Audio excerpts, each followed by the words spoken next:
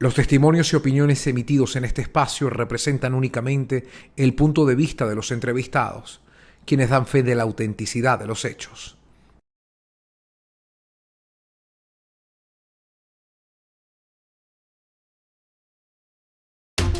La carrera electoral de María Corina Machado y del candidato presidencial Edmundo González Urrutia, principales oponentes a Nicolás Maduro, se ha visto entorpecida por acciones de los cuerpos de seguridad del Estado, que sin embargo no han impedido alcanzar los objetivos de llevar un mensaje de unidad al pueblo venezolano. El doble cierre de la autopista que conduce a Valencia, ciudad donde sería esperada María Corina Machado, generó protestas de los usuarios y para los analistas dejó una evidencia de un plan oficial sistematizado de arruinar los planes de quien lidera las encuestas de cara a las elecciones del próximo 28 de julio.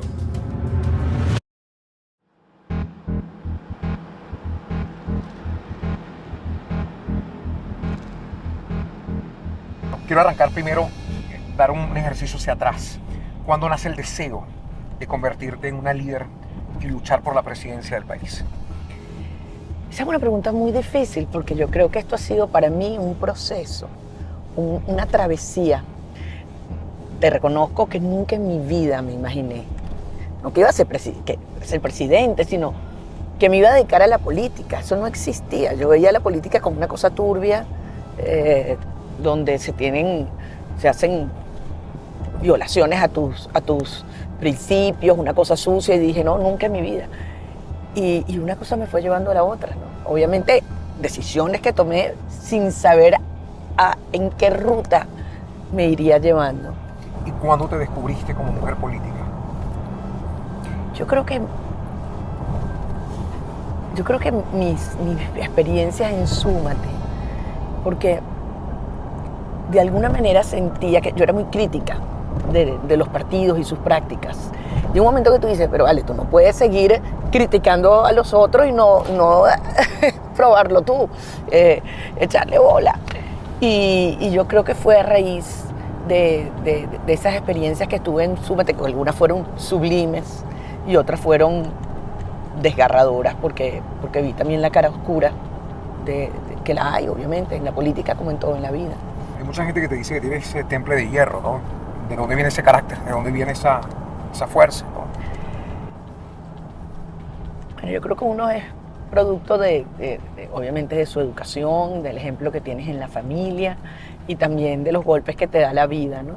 Y yo creo que parte de mis reacciones, mis instintos, en el caso de enfrentar el chavismo como modelo, como sistema, también tiene que ver con el hecho de ser mamá. Ciertamente María Corina desarrolla una capacidad de enfrentamiento a la adversidad que es digno de destacar, porque María Corina no ha sido fácil lo que ella ha vivido en los 25 años que lleva este régimen.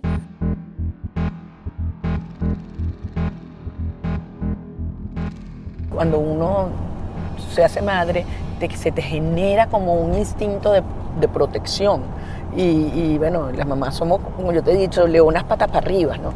Pero al mismo tiempo buscamos siempre que la familia esté unida, en armonía, que se apoyen, exista solidaridad unos con otros. Entonces yo creo que esas dos dimensiones que están muy presentes hoy en día en mi vida.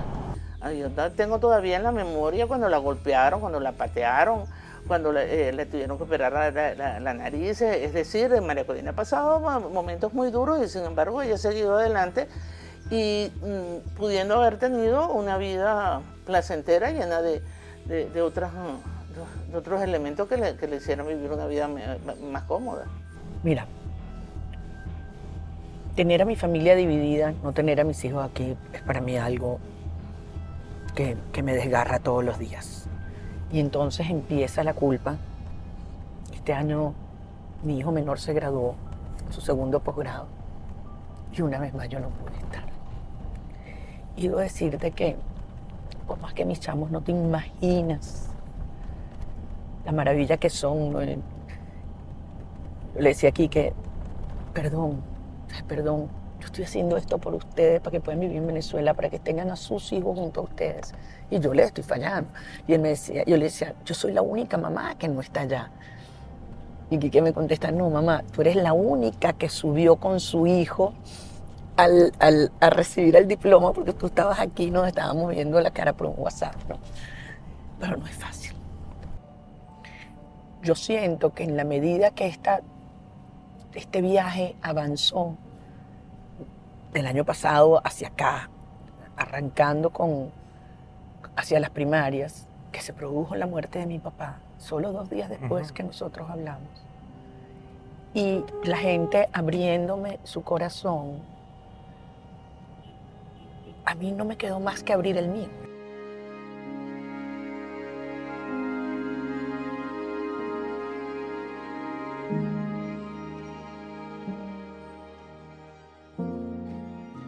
Mi relación con María Corina Machado viene de la época de la primaria. Yo la conocí a ella en la primera reunión en la que asistí con la Comisión Nacional de Primarias.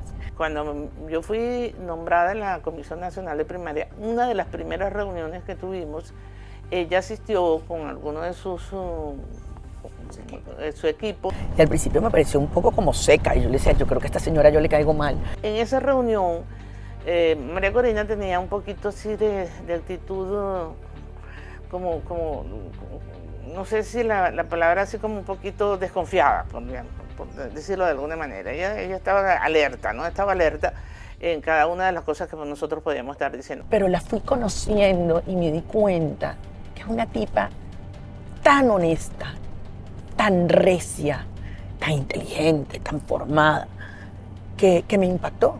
Yo me di cuenta que había que acercársele a María Corina, independientemente que nosotros nos habíamos visto en otras ocasiones, en otros momentos, pero quizás sin mayores nexos, ¿no?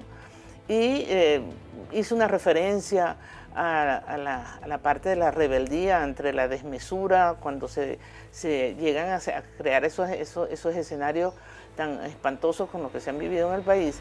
Y ella reaccionó muy favorablemente a lo que yo estaba diciendo. A partir de ahí nosotros empezamos a acercarnos más, pero siempre con la prudencia que marcaba el que yo fuese miembro principal de la Comisión Nacional de Primaria. Luego de ganar en octubre del 2023 las elecciones primarias celebradas entre el grupo de opositores, María Corina Machado fue inhabilitada por el Tribunal Supremo de Justicia en enero del 2024. En su reemplazo, la propia Machado designó a Corina Lloris, una respetada académica venezolana a quien sorpresivamente también le fue negada la opción de enfrentarse a Nicolás Maduro. Hablemos de Corina Lloris, primera elección suya para ser sustituida, ¿no? Prevaleció su mirada en ella. ¿Qué la llevó a tomar esa decisión? ¿Por qué Corina Lloris? Porque es perfecta para esta posición. Y un día el doctor Rocha me llamó. Esto es una historia que la propia María Corina creo que la contó por las redes. Me llamó por teléfono y me engañó vilmente.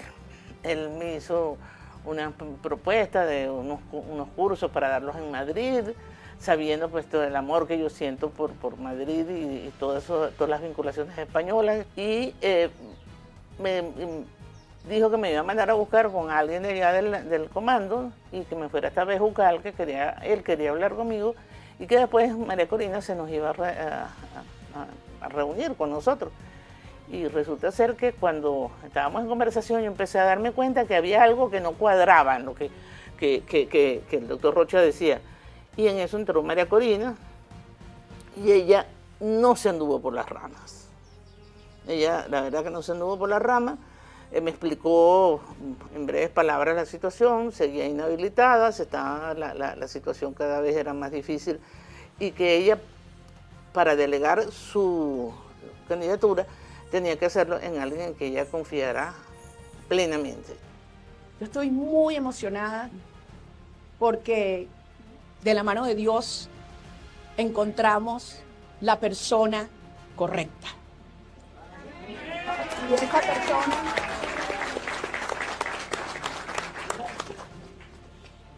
esa es una persona que cuenta con el respeto de todos los que la han conocido a lo largo de su vida académica, profesional, ciudadana y humana. Esa persona está aquí con nosotros y yo la voy a presentar. Bravo. Y esta persona es la doctora Corina Lloris.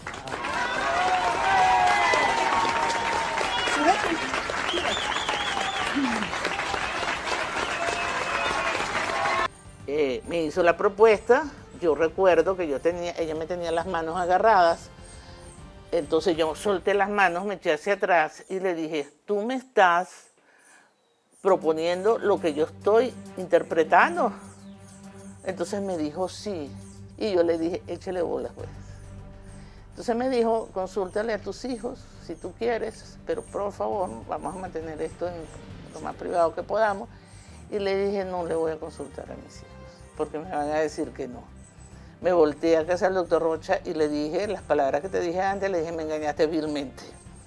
Y a partir de ahí, pues, empezó toda una historia que ha incidido de tal manera en mi vida que si la pregunta viene, ¿qué impacto ha tenido en mi vida? Puedo decir que yo perdí la privacidad, que quizás es el mayor costo que se tiene. Cuando mi candidatura salió, se creó una matriz de opinión que yo he tratado de cambiar acerca de que yo no tenía nada que ver con la política. Yo no he tenido que ver con la militancia partidista, pero yo sí he estado muy metida en el mundo político. Tan es así que yo, que llevo muchísimos años escribiendo en el Nacional, yo he pertenecido a grupos, pertenecí a los veedores de local cuando las elecciones del año 2000, cuando Chávez en 1998, incluso la primera asamblea de ciudadanos que se hizo aquí, en esta urbanización, la fundé yo junto con una profesora que trabajaba para PDVSA, de manera que yo sí he estado metida en organizaciones vecinales y digamos, política de otra índole o teórica, ¿no? En ese sentido. Y hay una referencia a lo que ha sido la participación política mía, que hace ya unos cuantos años yo sufrí un atentado en los alrededores de aquí de la casa, en la madrugada. Yo iba al aeropuerto y nos siguió una camioneta y nos cerró el paso, casi llegando yo de la puerta, era en la madrugada y nosotros no habíamos pasado por el camino normal, precisamente por problemas de lluvia y bueno, más o menos como 8 o 10 tiros le entraron a la camioneta que me llevaba. Ni la persona que estaba manejando ni yo salimos heridos afortunadamente, pero el motivo nosotros no lo supimos. Pero yo siempre he pensado que es un motivo político porque unos meses antes esta casa fue robada y mi estudio fue el que lo desbarataron de arriba abajo y se llevaron los respaldos. Tan es así que yo tenía unos libros en imprenta y yo estaba preocupadísima porque no sabía si iban a necesitar las copias porque se llevaron los respaldos de las computadoras. Le pregunto con toda la honestidad, ¿por qué usted confió en María Corina Machado? ¿Por qué usted aceptó? ¿Por qué usted cree que ella puede ser la alternativa? ¿Por qué más bien no mostró rechazo ante la propuesta? ¿Por qué aceptarla? ¿Qué le hizo confiar en esa propuesta? Porque María Corina siempre ha sido frontal, consecuente con lo que dice y además ha reconocido los errores cuando los ha cometido. Incluso durante la etapa de la primaria, en más de una ocasión, nosotras tuvimos opiniones distintas sobre determinados aspectos y ella aceptaba, después de discutir muchísimo, porque ella se mantiene en sus posiciones, decirme, bueno, voy a prestarle atención a lo que me estás diciendo. Y eso hace que tú confíes en la persona, porque sabes que es capaz de oírte, es capaz de razonar y es capaz de rectificar. Su intento de inscripción en esa candidatura y los retos que enfrentaba esa posición firme. ¿Qué recuerda sobre ese momento? El momento de la inscripción fue un momento muy tenso. Fue realmente terrible y hubo gente que se volcó completamente a tratar de hacerlo. Se introducían los datos y era como que yo muchas veces lo he explicado en algunas de las entrevistas, uno quiere entrar en el sistema de un banco porque vas a hacer algo y necesitas que te devuelvan un código. Bueno, ese código no nos llegaba a nosotros haciendo la semejanza. El código nunca nos llegó. No había la manera de ingresar al sistema. Evidentemente, ¿cuál ha sido la respuesta y la explicación del régimen? Decir que fue que nosotros no sabíamos manejar el sistema. Por favor. Eso no se lo creen ni ellos mismos. Entonces, muchas veces se dice que a mí me inhabilitaron. No, a mí no me inhabilitaron. Simplemente me tuvieron miedo. Y eso, bueno, contra el miedo es irracional. Bueno, la desesperación que nos dio a nosotros cuando ya llegaba el cierre era manifiesto, había mucho nerviosismo, pero entonces ahí se acudió a que nosotros habíamos hecho la solicitud de una prórroga. Esa solicitud de esa prórroga fue lo que permitió que se introdujera la inscripción del doctor Edmundo González Urrutia. Mira, yo estaba aquí en mi casa un sábado, recuerdo, como a las 2 de la tarde viendo una película de Netflix. Cuando suena el teléfono era José Luis Cartaya, el secretario ejecutivo de la plataforma. Yo formalmente soy presidente del partido Mesa de la Unidad Democrática desde hace varios años. Y me dice Cartaya, mira, acércate por acá por la oficina de Delsa para que firme un documento que tenemos que enviar al CNE. Para mí eso no era extraño ni me sonaba nada excepcional. Me vestí y me fui. Y cuando llego a la oficina de Encuentro Ciudadano, observo a Delsa en una computadora tecleando un comunicado que cuando lo lee, ahí me entero yo que están postulando a Edmundo González Urrutia como candidato a la presidencia de la República. Yo creo que el régimen una vez más subestimó a la sociedad venezolana. Pensaron que ellos iban a lograr imponer el candidato de las fuerzas de oposición y necesitaban tiempo para hacer esa operación. Cuando me dijeron esto, yo les dije, mira, pero vamos a hacer una cosa. Yo quisiera que esta designación fuese por una decisión unánime de todos los partidos. Y así fue, porque fue una decisión que se tomó por unanimidad y eso me complace. Y pensaron que lo de Edmundo iba a ser transitorio. Y al final yo digo otra vez, la mano de Dios, porque Edmundo tiene todas las cualidades para ser un gran presidente de transición. Y la segunda cosa que yo les dije, bueno, y después convenzan a Mercedes, porque esa es la que está menos dispuesta a que yo asuma esta responsabilidad. Ese día recuerdo perfectamente y me dijo, mira Mercedes, tenemos esto. Y yo le digo, bueno, aquí nos puso Dios y esto, porque no le veo, todavía hoy me pregunto quién nos puso aquí y yo digo que fue Dios. Porque nosotros no pensamos jamás en esto, jamás lo soñamos, jamás lo deseamos. Es una cosa que nos vino como que del cielo. Y así vamos. Y así fue. Desde ese momento no ha sido otra cosa, sino trabajar intensamente con toda la fuerza para lograr que esto tome un cauce y Venezuela pueda disfrutar de una nueva reinstitucionalización. Me preocupan muchas cosas, como veo la gente. Las madres jóvenes con los niños, en una moto, que tú ves a la mamá delgada, el niño delgado, tú dices, algo está pasando en este país que la gente no tiene una buena calidad de vida. Hablemos de tu campaña. ¿Cuáles han sido las fortalezas que has encontrado en este recorrido? Pero son tantas, Luis. Yo todos los días digo, Dios, o sea, yo no me paro de sorprender y le espero que la vida además me depare eso, que nunca nos acostumbremos, ¿no? Y a mí Venezuela y los venezolanos me maravillan todos los días. Y yo creo que el aprendizaje más grande que yo he tenido es confiar en la gente, confiar en los venezolanos. ¿Sabes? Porque, y nos ha pasado a lo largo de todo este proceso.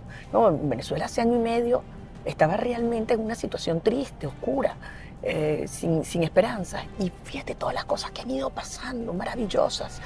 Y han ocurrido en la medida que hemos confiado en la gente. Tomando en cuenta que eres una mujer con liderazgo, hoy por hoy te has convertido en la principal opción de la oposición en el país, ¿consideras que tu capacidad de ver las cosas le puede dar una nueva dirección al país? Pero quiero hablar sobre tu lado como mujer. ¿Sientes que ser mujer puede mostrar otro lado distinto de la política? Yo creo que ya lo está haciendo. Y mira cómo en estos años de lucha por la libertad, las mujeres hemos tenido un papel inmenso, ¿no? Desde cuando empezamos con mis hijos No Te Metas allá hace más de 20 años, pasando por las maestras, las escuelas, las enfermeras, viviendo todos los años, los meses más duros frente a la crisis, la destrucción del sistema de salud. Y yo creo que ha salido de verdad lo mejor de los venezolanos y sin duda yo creo que en ese sentido las mujeres precisamente por eso, por esa vocación de mantener a la familia unida y protegerla. en esa gigantesca concentración que tuvimos en Valencia. Era emocionante ver a la gente cómo nos gritaba, nos mandaba mensajes. Hoy fue muy bello, esas cosas de Dios. Veníamos en una de las trancas en la autopista, creo que fue en la primera o en la segunda, que veníamos caminando y estaban los vendedores ambulantes, y entonces uno se me acerca y me empieza a hablar muy bello, ¿no? Un señor humilde de esa zona y tal, y me dice, tengo un regalo para ti, aquí lo tengo. Es como si fuera simulación de piedra de un San Miguel Arcángel. Cada vez que yo me monto en ese camión o en esa tarima con mi papá y mi mamá, yo me pongo del otro lado, porque yo siempre estaba del otro lado, abajo, en esas marchas, en las concentraciones. Y ahora verme arriba con mi papá y mi mamá y María Corina, yo me digo, wow, el compromiso es grande. Y el compromiso no es con una persona, el compromiso es con el país. Porque cuando salimos a la calle vemos a la gente que nos llora, nos pide ayuda, nos da sus esperanzas, sus anhelos, sus deseos, sus cartas. Nos da todo, flores, pulseras, collares, rosarios. Y tenemos una gran responsabilidad. Y le preguntaba al candidato, ¿cómo vamos a hacer nosotros para poder ayudar a toda esta gente? Y me dice, ya veremos, poco a poco. Esto va a ser poco a poco, porque son muchas las cosas que hay que arreglar. Yo tengo allí una colección de rosarios. La de María Corina creo que es como 3 veces más esa. Y bueno, todo el mundo diciéndote cosas impactantes. Me llama a la fibra cuando te toman por un brazo y te dicen, tú eres mi última esperanza. Yo las llevo todas, te digo, atesoradas. Yo mis rosarios me los acabo de quitar porque los guardo y los anoto, qué días me los dieron, quién me los dio, en qué parte. Y es cada uno único. Yo no te puedo decir que un momento es más profundo. Mucha gente dice que te ve más cercana, más humana, más sensible, que te ves más cercana a la gente. Eso no ocurría antes. Ocurría distinto. Y yo he pensado mucho sobre eso. Y es verdad que yo, durante mucho tiempo, y yo también lo digo honestamente, quizás por el hecho de ser mujer, uno trata de no mostrar un lado emotivo para que no se vea como debilidad. Y eso es quizás un poco los prejuicios que siguen existiendo en la sociedad venezolana, al menos, ¿no? Y también como mecanismo de protección de mi familia, de mis hijos, ¿no? Entonces fíjate que yo no dejaba que mis chamos aparecieran al lado mío, ni que tuitearan, muchísimo menos que los fueran a entrevistar, ni muchísimo menos, o sea, los tenía como, ¿sabes?, como protegiditos. Ella es una mujer que acepta todo el cariño, que los abraza, los besa, está en un contacto con el pueblo permanente y eso me hace a mí seguir lo mismo, porque yo no me voy a quedar atrás. ¿Qué ha sido lo más desafiante en estos meses, señor Edmundo? Sobre todo verlo en campaña, ver sobrepasando los obstáculos, buscando estrategias para que lleguen a los puntos estratégicos donde usted y María Corina han convocado a la gente. ¿Qué ha sido lo más desafiante que...? Más que dificultad, incomodidad. Por ejemplo, cuando fui a abordar el vuelo de Conviasa para Barinas y te hostigan. Bueno, ¿por qué va a viajar usted en esta línea cuando ustedes han pedido estamos sancionados y tal? Muy desagradable, pero tratamos de no verlo, y también pensamos que esa gente a veces es usada para decirnos lo que nos dice, porque lo vemos en su cara. Inclusive a veces me dice, aguante señora, tenga paciencia. O sea, tú ves que hay gente que es usada para esto, para molestarnos, pero nuestro carácter es tranquilo. Yo no les contesto y me monto, pero después recibes manifestaciones de afecto de los propios empleados de la línea, y no uno, varios, que te hacen llegar mensajes de solidaridad. Y lo hice por obligación. Mi marido es una persona muy tranquila, muy pacífica, y no le gusta tener dimes y diretes, como dice uno, con las personas. Mira, él tiene una cosa, es absolutamente franco. O sea, él te dice lo que está pensando, sin dobles agendas, y yo creo que eso es fundamental en este momento. El país necesita aferrarse a la verdad. En segundo lugar, es un hombre honesto. Él siempre ha sido así. Desde que yo lo conocí, siempre fue una persona conciliadora. Nosotros podemos tener una visión de algo, pero yo lo llevo rapidito y él me lleva Mi papá es amante del diálogo, mi papá es conciliador, mi papá es un hombre de paz, mi papá es un hombre pacífico y él lo que quiere es ayudar. Eso es su granito de arena. ¿Qué lo altera, mi señor Edmundo? Normalmente yo soy una persona que primero que no le hago caso. Una vez me preguntaron, un colega tuyo, algo similar, y yo les dije, mira, que a palabras necias oído sordo. Yo no le paro, como dicen en criollo, a esas cosas para no generar más polémica. Estamos cansados de polémica, estamos cansados de la diatriba, del lenguaje soez. Dígame cuando empiezan a descalificaciones en un programa de televisión que no me provoca nombrarlo. Eso es. Yo no los veía, por supuesto, ahora los tengo que ver porque yo soy el personaje central de los blancos, pero tengo que verlos para saber qué es lo que dice el sujeto este. Su equipo me comentó ayer de que usted es un hombre que ha mantenido la calma en situaciones complejas, más allá del escenario político actual, siendo diplomático, y que eso pudo haber generado mucha interés en su personalidad. ¿Qué se aprende en ese tipo de experiencia y cuál de todas esas la marca? Hablamos de El Salvador, hablamos de Argelia. Sí, mira, yo serví, tú has mencionado dos de los cargos que yo he tenido en el exterior.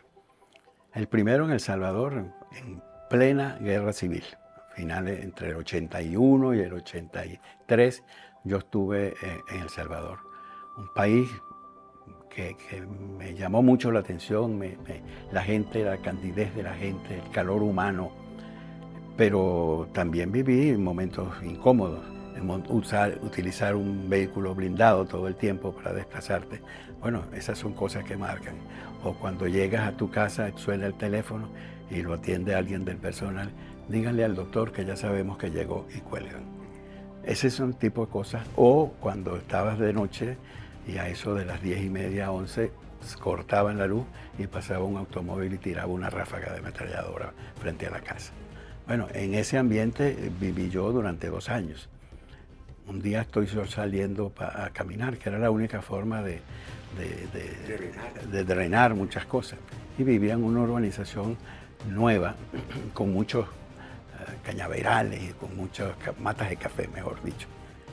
Y un día viene un tipo a verme a la casa, a una reunión que teníamos, y me dice, no, ya el policía me dijo que ya tú habías llegado. O sea, era una vigilancia permanente que la que tú tenías. Pero es un país encantador, una gente adorable y una experiencia política muy buena. Yo venía de estar 5 años en Washington, venía de terminar mis estudios de posgrado y me mandan a El Salvador como primer secretario, consejero. Mire, yo me preguntaba, ¿pero qué hice yo malo para que me manden después de esto a El Salvador?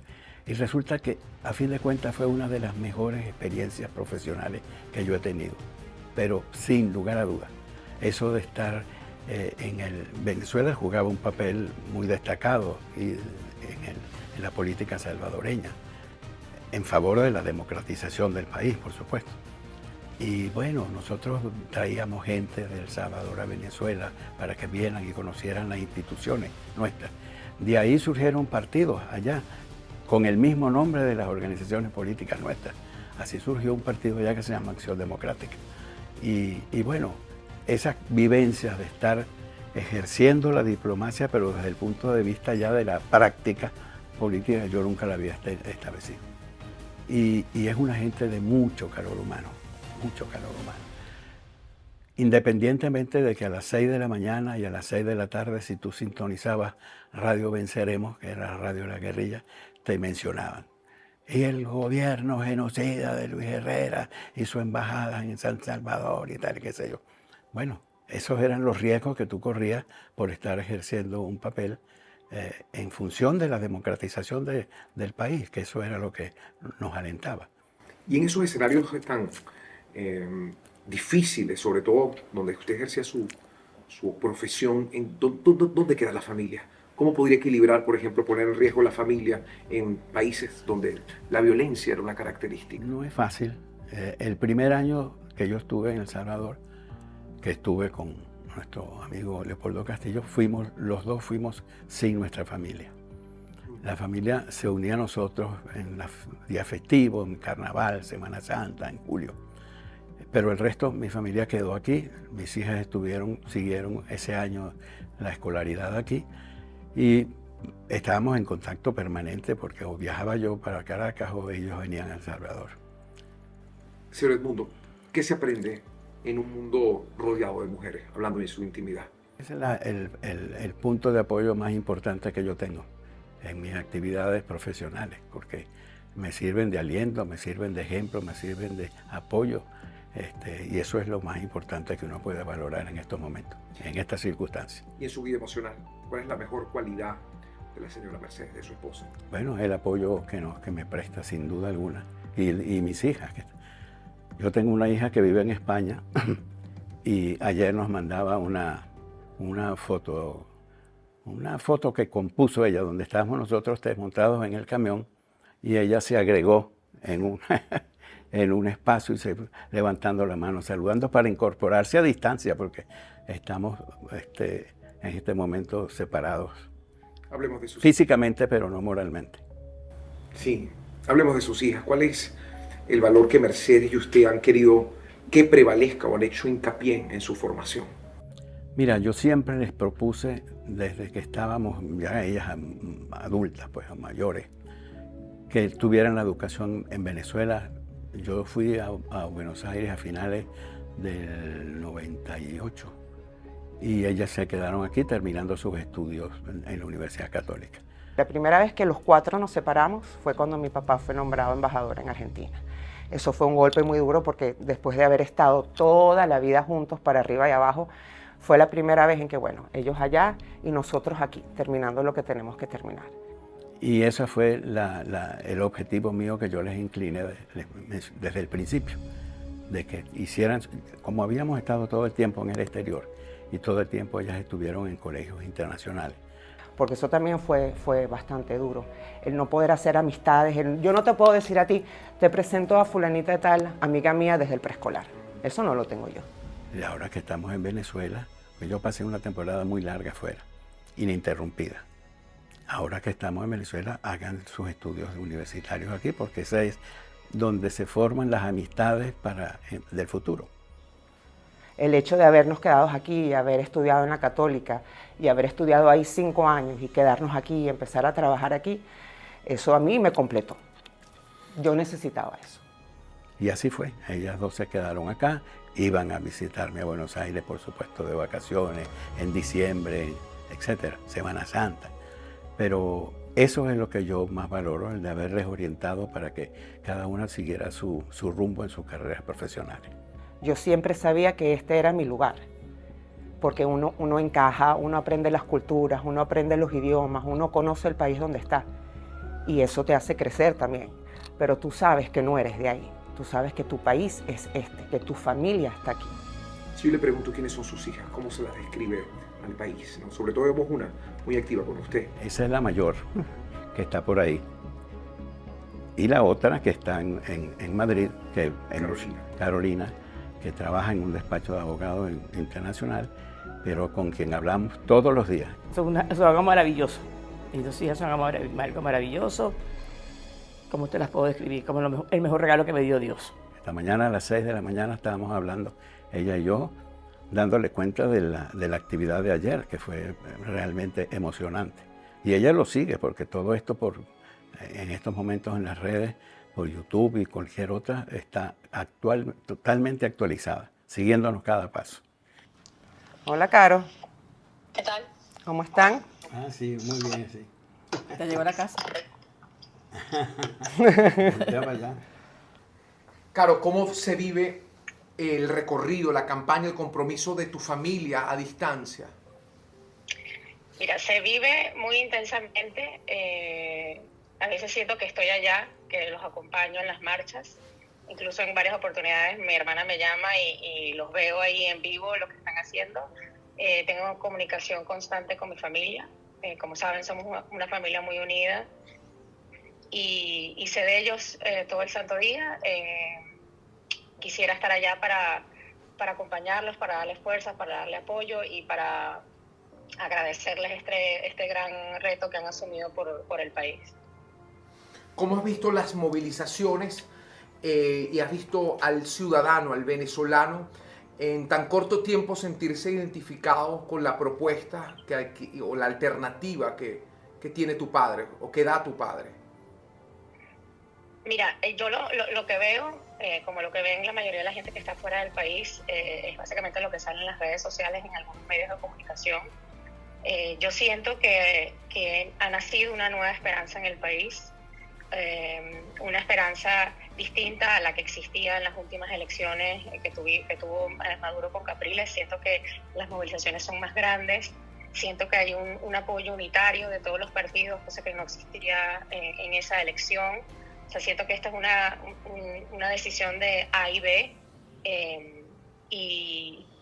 y yo creo que la gente quiere un cambio, la gente está cansada, este gobierno ha tenido 25 años para hacer lo que ha hecho, y yo creo que es hora de darle la oportunidad a otro gobierno. Y me siento muy orgullosa que le haya tocado esto a mi papá por designios de Dios, porque yo no le veo otra explicación a esto. Creo que Dios quiere que mi papá asuma esto, que mi familia lo asuma, y Dios mediante mi papá sea el próximo presidente de Venezuela, un gobierno de transición que permita un nuevo rumbo para el país.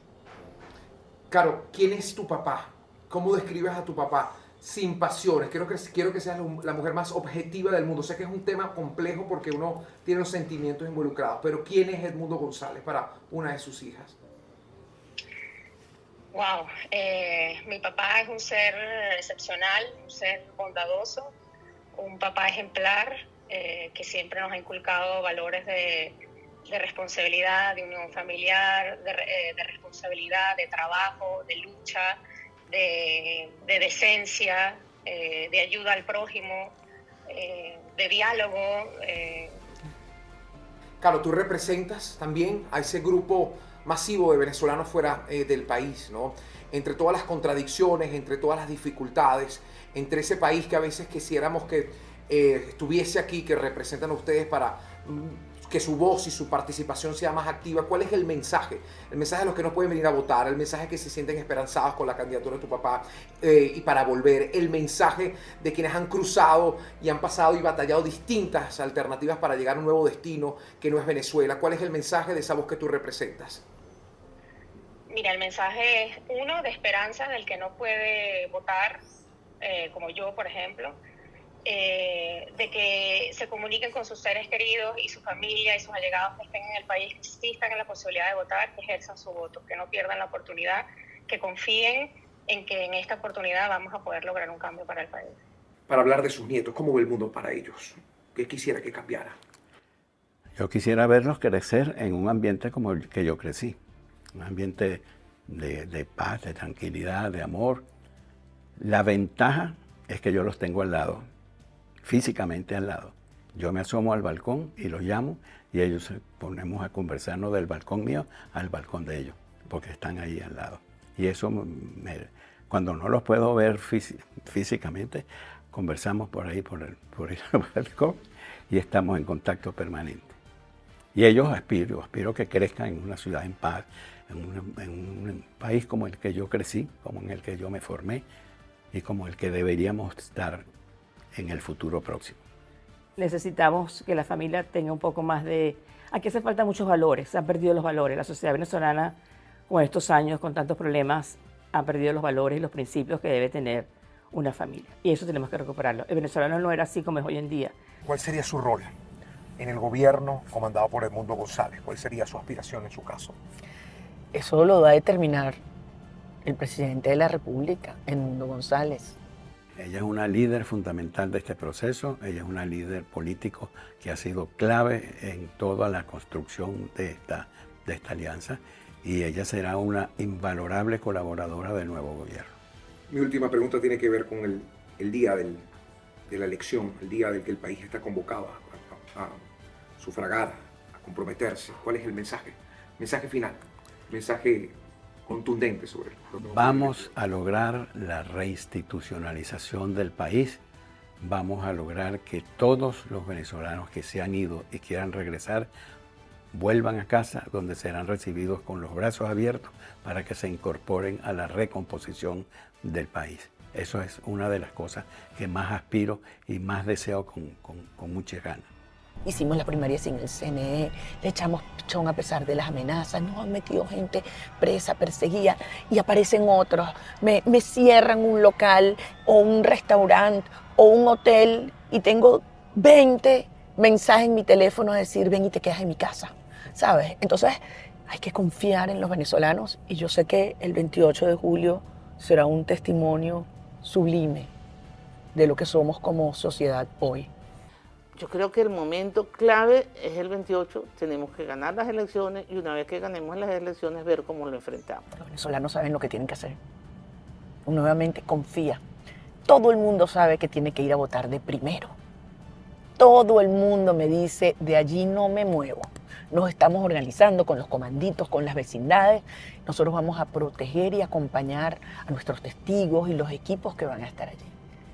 Todo el mundo sabe que el escrutinio es público y todo el mundo quiere contar su voto papelito por papelito. Y además sabe que nos vamos a quedar juntos hasta que llegue la hora de celebrar. Gracias, María Corina, por los minutos. Gracias a ti, Luis.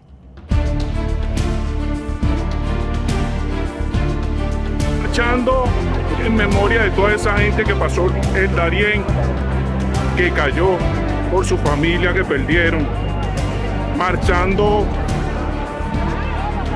por una libertad, por una Venezuela libre, marchando por mi familia, para que vuelvan a casa. María Corina Machado ha despertado una nueva conciencia sobre la importancia del rol individual de cada venezolano en el hecho político. Ha recorrido el país, lo ha escuchado y ha recibido un apoyo contundente. Su mensaje de defensa al voto encierra el espíritu del eslogan hasta el final, una exhortación irrenunciable de alcanzar el sueño de una Venezuela pacífica y próspera, como lo merecen todos los que vivimos en el país y aquellos que hoy están fuera de nuestras fronteras.